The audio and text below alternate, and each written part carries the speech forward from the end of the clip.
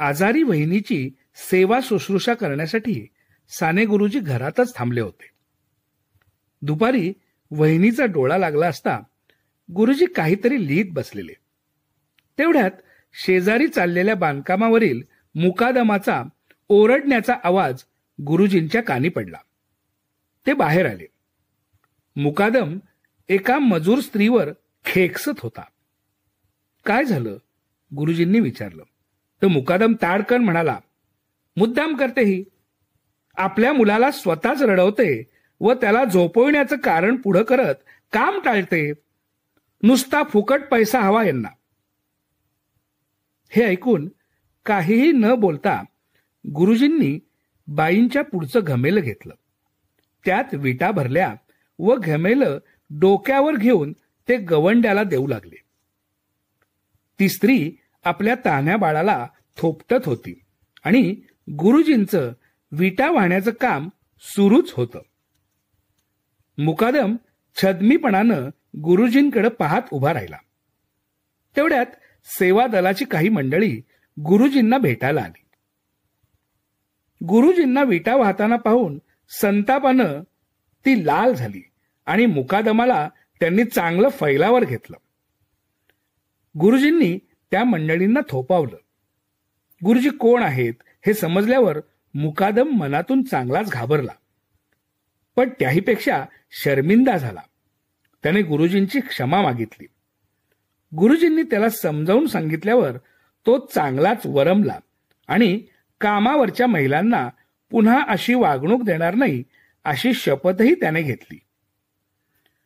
आईच्या वात्सल्याला आतुर झालेल्या बालकासाठी आपले मोठेपण बाजूला ठेवून प्रसंगी विटा उचलण्यास सहजतेने तयार असलेल्या साने गुरुजींचा स्नेहभाव असाच होता. जातील तिथे घरच्यासारखं राहणारे, मनापासून सेवा करणारे व सेवा हेच व्रत मानून पडेल ते काम न लाजता करणारे साने गुरुजी एक सेवाव्रतीच होते.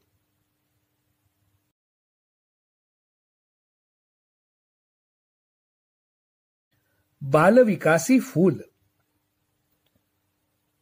साने गुरुजी आणि आचार्य प्रल्हाद केशव अत्रे हे दोघेही एकत्र एका परिषदेला चालले होते. प्रवास होता रेल्वेतील 3ऱ्या वर्गातून. गुरुजी आणि आचार्य अत्रे एका कोपऱ्यात बसले होते. डब्यातील प्रवाशांमधील मुले पाहून गुरुजींना राहवले नाही. त्यांना मुलांशी बोलावेसे वाटले. हळूहळू मुले गोळा झाली. दाटीवाटीने बसली. प्रत्येकजण त्यांची आवडती गोष्ट सांगण्याचा गुरुजींना आग्रह करू लागले. गाडीचा खडखडाट चालूच होता. स्टेशन येत होती आणि जात होती, पण गुरुजी आणि मुलांना त्याचे काही सोयरसुतक नव्हते.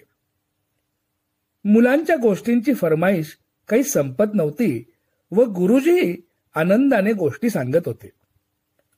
पूर्ण प्रवास संपेपर्यंत तहान भूक हरपून तो गोष्टींचा यज्ञ अखंडपणे चालू होता. गुरुजी जागचे उठलेच नाहीत. मुले गुरुजींच्या गोष्टींशी एकरूप होऊन गेली होती. रात्रभर गोष्टींचा यज्ञ साकार करणारे हे गुरुजी दुसऱ्या दिवशी सकाळी पुन्हा तरतरीत. मुलांच्या सहवासात साने गुरुजी कसे काय थकणार? हा प्रसंग प्रत्यक्ष अनुभवणारे आचार्य अत्रे म्हणतात, काही फुले सूर्यविकासी म्हणजे सूर्यप्रकाशात फुलणारी, तर काही चंद्रविकासी म्हणजे रात्री उमलणारी असतात. पण साने गुरुजी हे बालविकासी फूल आहेत. लहान मुले जवळपास असली की ते बोलत, लहान मुले अवतीभोवती जमली की हे फूल आपोआप उमलू लागे, हसू लागे, डोलू लागे आणि बोलू लागे. पण मोठी माणसे दिसल्यावर ते गपकन डोळे मिटून घेणारे, ओशाळल्या नजरेने खाली पाहणारे असे अनोखे फूल आहे. खरोखरच करील मनोरंजन जो मुलांचे जडले नाते प्रभूशी तयाचे असे मानणाऱ्या व जगाला प्रेमाची शिकवण देणाऱ्या साने गुरुजींची आठवण आजही सर्वांच्या मनात टवटवीत आहे.